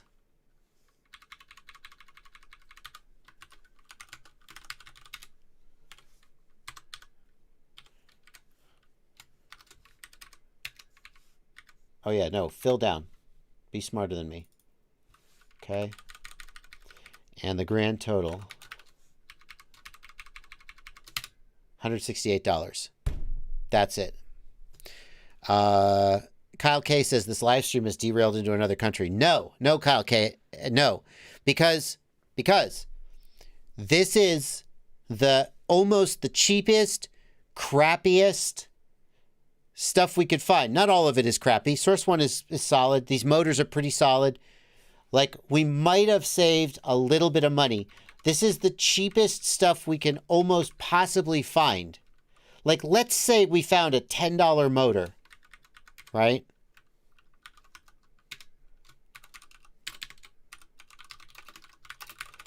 A $10 motor like the old DYS Samguk.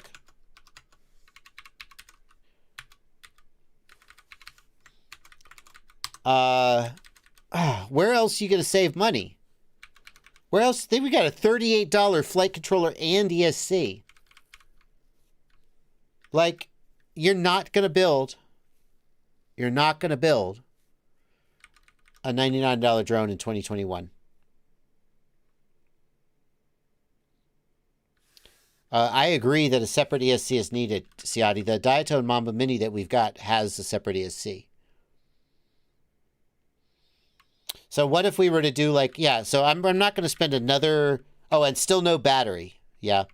So I'm not going to spend another, what can we do? Get an MRM? Can we get a $15 frame? What's a $15 frame? TMMRC frame. Okay, let's continue to just sell our souls. and see if we can get it down even further. $15 for the TMMRC frame. Down to $140.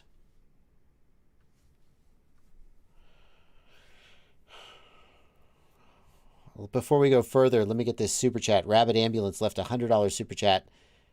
It says, yes, ELRS soup for you, JB. I'm glad we understand each other. Thank you for the generous donation, Rabbit Ambulance. Oh, God, Phantom FPV. Really? Speaking of selling your soul. Oh, my God. I swore I would never. This company ripped me off. One of my earliest purchases in FPV, this company ripped me off. And I swore they were dead to me forever. What are they selling these days? They still exist, huh? Jesus. How do they still exist? July 2021. Well, that was a while ago. Can they save me money? Newest products. What are their newest products?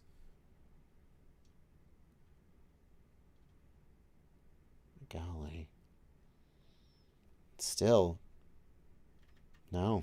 Mm-mm.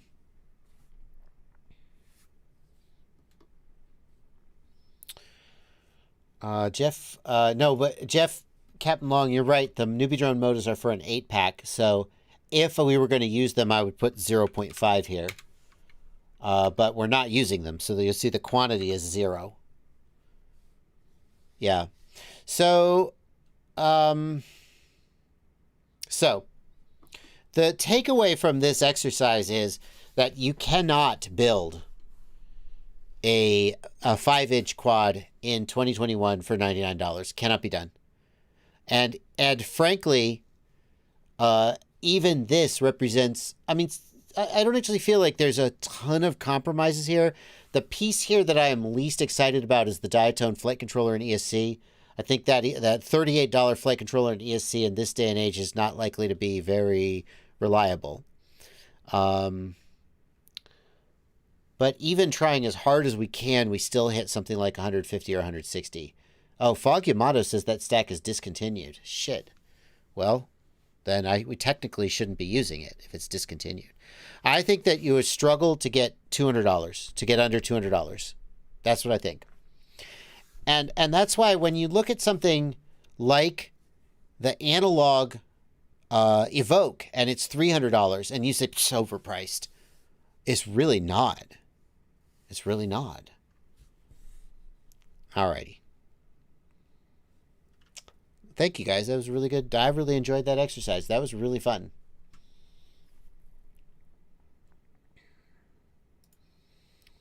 I guess that's the collab with Stu right there. I mean, we would have to put it at $200, and we would have to do it like a Linus Tech Tips. Like Linus will do, build the cheapest computer with thrift store parts, and there's like whatever you could find, no like doing a tutorial that other people will follow, just whatever you can get. I did total in the motors in the VTX. I 100% did. I 100% did. VTX, quantity 1. See? Quantity 0, the total changes. No, I 100% did. Oh my God. Ready to Sky, 2205 motors for $33. I do think it'll be interesting. It would be interesting to say who can build the cheapest 5-inch drone that flies in 2021. That would be interesting. And see how cheap you can get it. Anyway. Okay, let's move on. Rip and Rich, thanks for a $5 super chat. I had a crash. I broke my battery capacitor, and now when I hit full throttle, it crashes. Did I burn my flight controller? More likely you burned your ESC. Did you replace the capacitor, though? That's the question. RCX Motors, 2207. 0.5. How much? $12, $13. RCX has always made good motors. 3D printing a frame. So first of all, 3D printing a frame, you have to have a 3D printer. Not everybody has that. And second of all, 3D printed 5-inch frames are crap. They're not. It's a non-starter. It's just a non-starter. Ooh, -3 USD for no warranty. Ah, gets it down to $9. That's impressive. That's very interesting.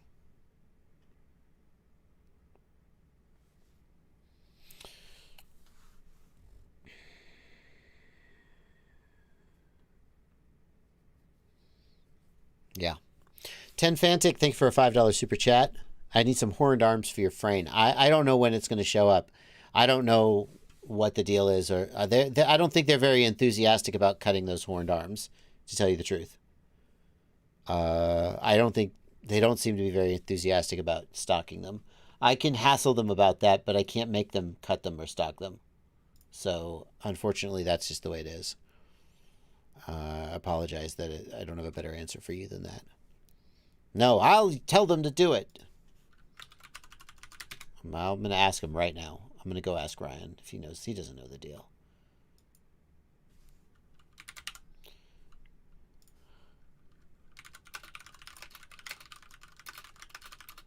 He doesn't know. I don't know. Yeah.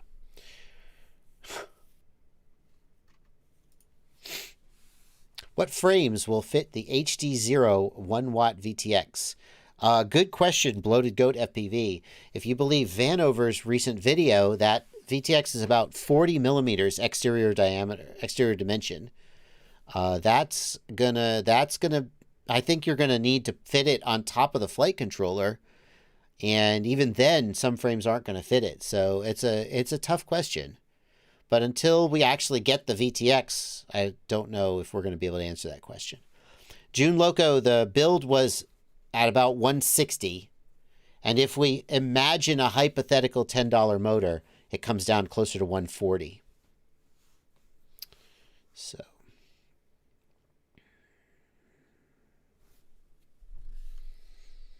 Kenny Kobe, I usually give my gear away on my Patreon page.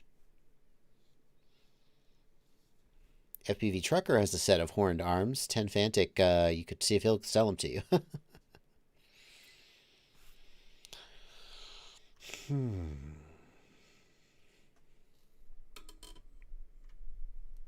Let's do the most expensive build. Yeah, that's a different way. If I've learned anything from food YouTube, the way to do the most expensive build is to build a mid-tier build and then cover it in gold leaf. Do you notice that? I bought a $70,000 milkshake. They just make a milkshake and they put a bunch of gold leaf in it. Oh, now it's $70,000 milkshake.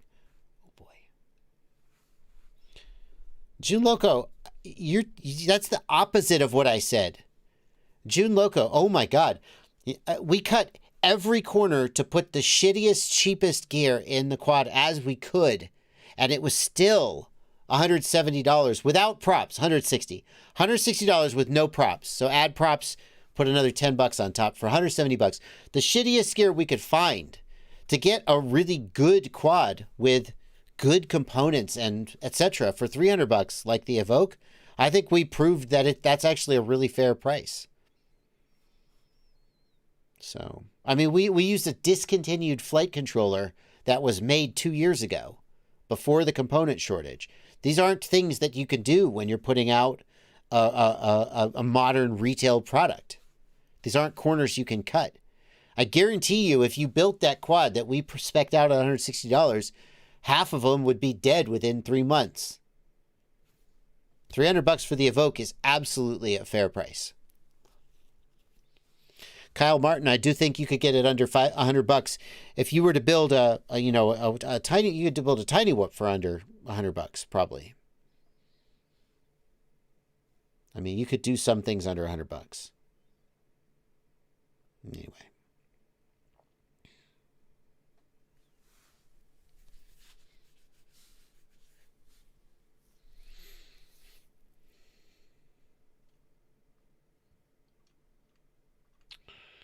Hi, Newbie Drone. Nice to see you, Newbie Drone.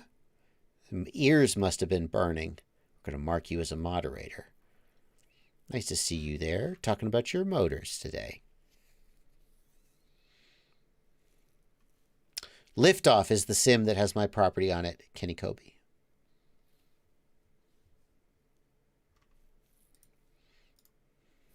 Yeah. Oh, God. Ghoul RC. 2300 kV brushless motor. You know a motor's good when they don't tell you the size in the product listing. It's the Ghoul RC. First of all, who decided Ghoul RC is the name? What is a Ghoul RC? I don't know, but I don't think it sounds appealing. Ghoul RC, it's a 2300 kV brushless motor. Oh, what size is it? Nah, it's 2300 kV. Ha ha. Yeah, it's not a good sign.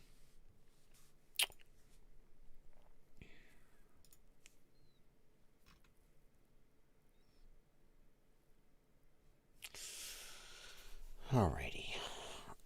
Have I seen the new 1 watt HD0 VTX? I sure have, as a Ace. Let me get you guys' opinion about this. Hang on a second. Let me get you guys' opinion. I need to find this link. Oh, here it is. Check this out.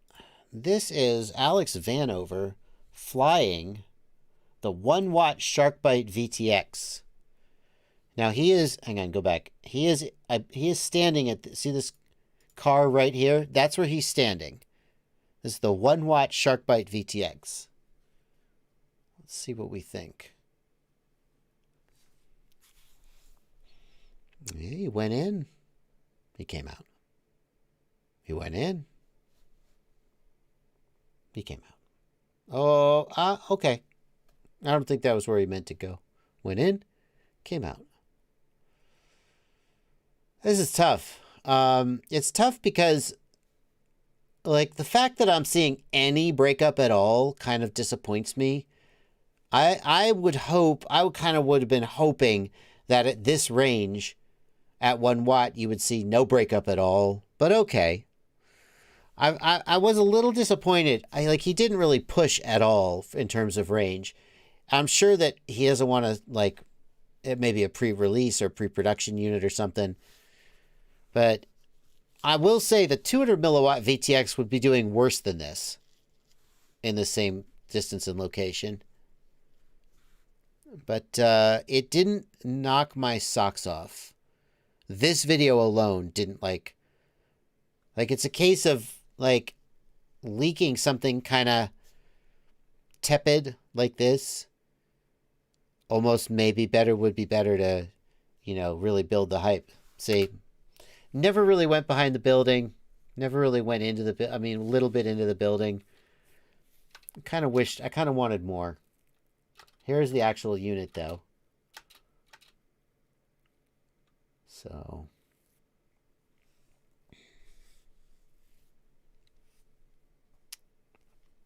I still holding out. I mean, we know that 1,000 milliwatts is 5 times as many milliwatts as 200. And we know that it's 200, 400, 800. It's approximately 6 dB. It's a little more than 6 dB. It's 6 and change. So 6 dB should give you double the range of a 200 milliwatt Sharkbite VTX. That's just how RF works.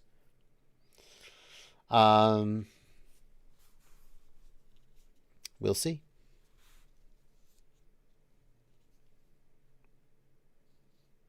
We shall see.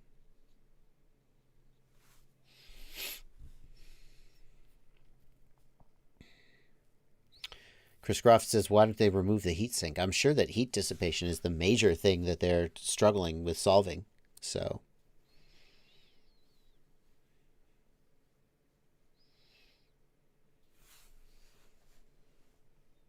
it's getting better. 1 watt is better than 200 milliwatts. No one would dispute that.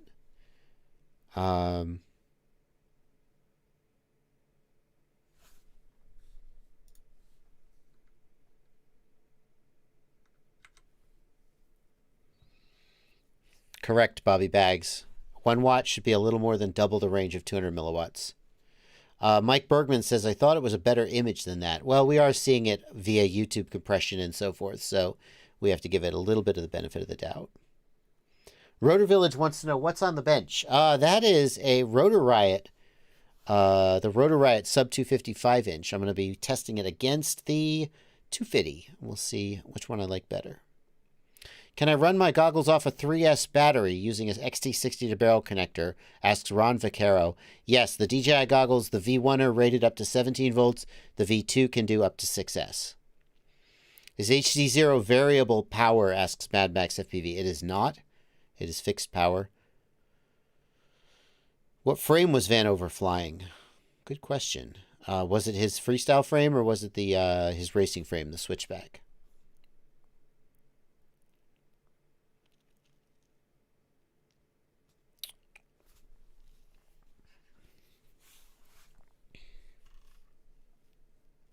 Any opinions on the Foxeer Digisight 3 for HD0? I mean, I haven't seen it yet. They said they were sending it to me, so I'm looking forward to that. I would love to try it. Madam Henricks asks, how often should one balance their lipos? Every time you charge them. Every single time. I don't think that is the Vanny style is no longer made, is it?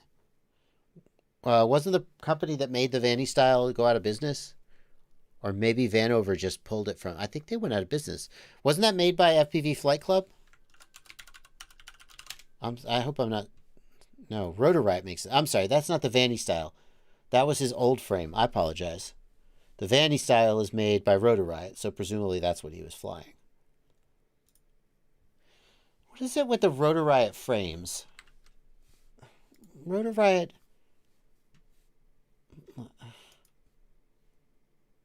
Rotor Riot. The Vanny style at least has thin arms. Yeah. Yeah, okay. Anyway.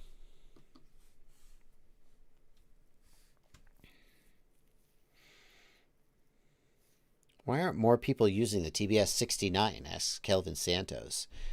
I'm going to guess that a lot of people already have Crossfire receivers, so having to buy a new receiver doesn't help them. What was Vanover's freestyle frame before the Vanny style? That then the company went out. I think it was FPV Flight Club, but I'm not sure.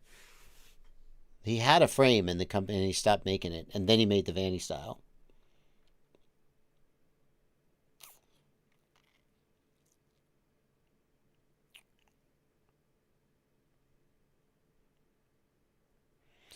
Tenfantic, I don't know what to tell you about the horned arms. The only thing to do is contact Get FPV support or print stuff for the standard arms. That's the only thing to do. But I can't make them cut them.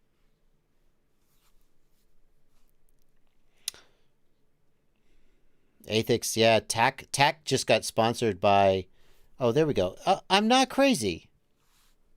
Okay. Wait a minute. Okay, I'm not crazy.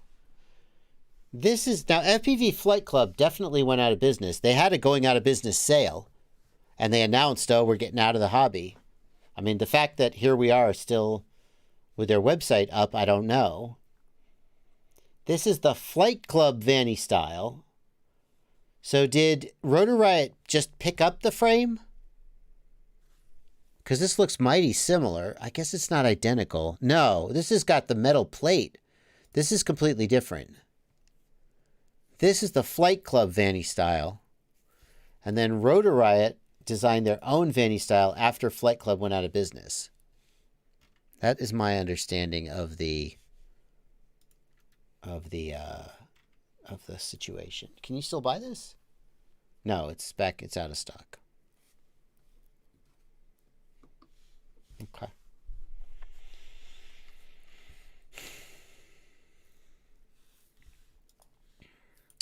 It is 9:53 where I am. We're about 7 minutes to the end of the stream. And Ciati was here earlier, and I assume he's going to be streaming at 10. So, Ciati, start posting that link. If you guys want to keep streaming into the night, he will be streaming at 10 o'clock. He's doing giveaways, Q&A, and he's working on his BQE rip squeak. So definitely head on over there once I finish up. Once I finish up! Not yet.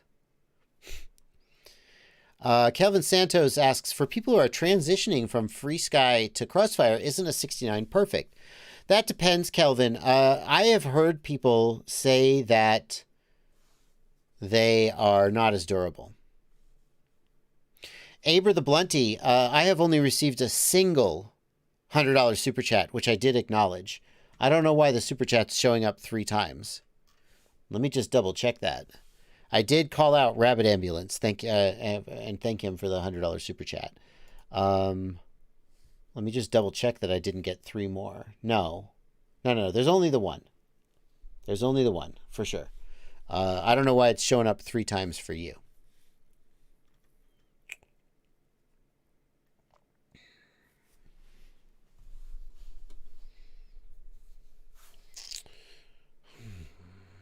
Michael S. is looking to build a 3 to 4 inch digital freestyle quad. I looked into DIY kits. What flight controller, ESC motors, and props do you recommend for a good ripper? Michael S., if you are looking at, first question is, do you care about 250 grams? If you do care about 250 grams, then check out my website where I have a sub 250 page with suggested motors. For 4 inch, I think the motors that you will probably like the most might be, hey, where's the 21 millimeter? Oh, right, that's a separate page. For 4 inch, there's a separate page, 4 inch freestyle. And I think where's the 20? Oh, Bardwell. Get on it. Oh, I can't believe I haven't done this. Jeesh. I really embarrassed myself there. I think the FPV Cycle 21 millimeter motor has to be high on your list. The main disadvantage of the FPV Cycle 21 millimeter motor is that it has an M3 prop shaft. It comes with an M5 adapter, but there aren't as many 4-inch M5 props as there used to be. They're almost always T-mount props. Nevertheless, if you can find the right props, these are going to be a freaking beast. For 3-inch, there is the FPV Cycle 16 millimeter motor, which is quite good. And then if you are going to be going to a heavier weight 4-inch, you might consider going up to the 23 millimeter motor. Okay? So if your 4-inch is going to be around 250, 300 grams, the 21 millimeter motor is a great choice. But a heavier 4-inch, you might want the 23. John Goblin wants to know about these motors, the NIN 2104. That's a tough one, John Goblin. So 2004 is a fine size for a light 4-inch. So in theory, I don't know what's happening. I got the hiccups right here at the end. I apologize. In theory, a 2104 is going to have just a little bit more volume and be better.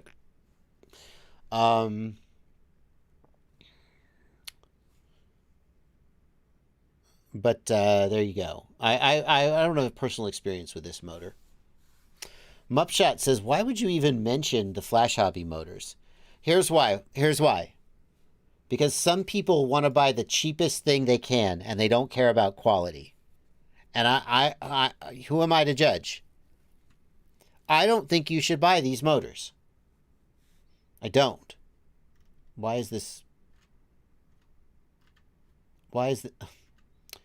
column spacing off? What the hell? Why is the column spacing off? No offense, Flash Hobby.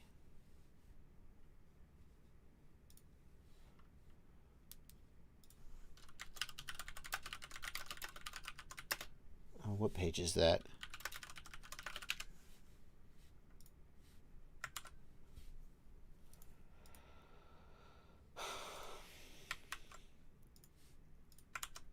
All right, great. We'll get that taken care of. I don't think you should buy these motors. I don't. I think you should spend more on a more expensive motor. But some people want to get the cheapest thing they can, and I'm like, okay, this is what you should get. I mean, you know, that's your call.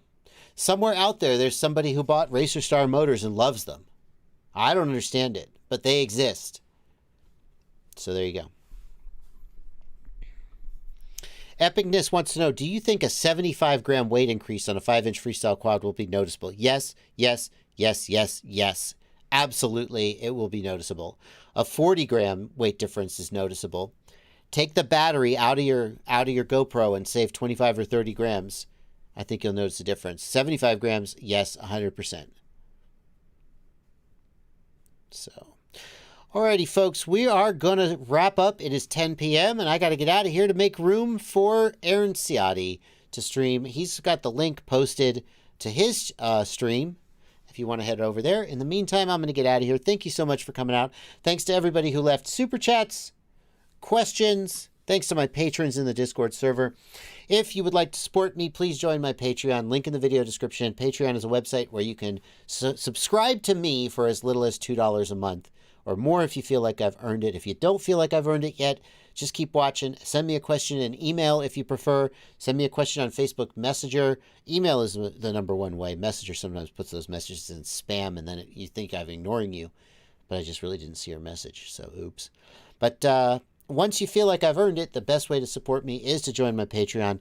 As a bonus, you do get to join these beautiful people over here in my Discord server and hang out with them, as well as you get access to a podcast recording if you listen to podcasts of all my live streams. But mostly, I just want you to feel like I've helped you so much that you want to give a little bit back. And once you feel that way, Patreon's how to do it. Thank you so much for watching. Happy flying, everybody. Have a great stream, Ciotti. Bye, everybody.